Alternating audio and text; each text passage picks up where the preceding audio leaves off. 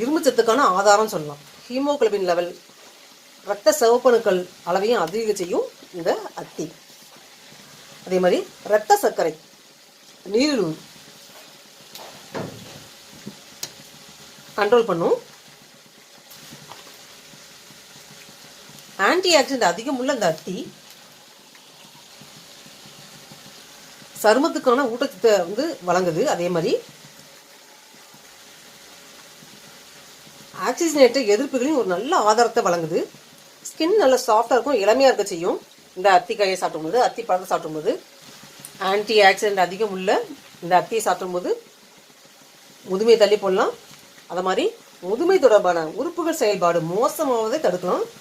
உடம்புல வந்து தோலில் வந்து சுருக்கக்கோடுகள் வயசாகும் போது ஏற்படும் பார்த்தீங்களா, அந்த மாதிரி அறிகுறியை தடுத்து நிறுவன தன்மை வந்து இந்த அத்திக்கு உண்டு. அத்திக்காயை வந்து எங்கே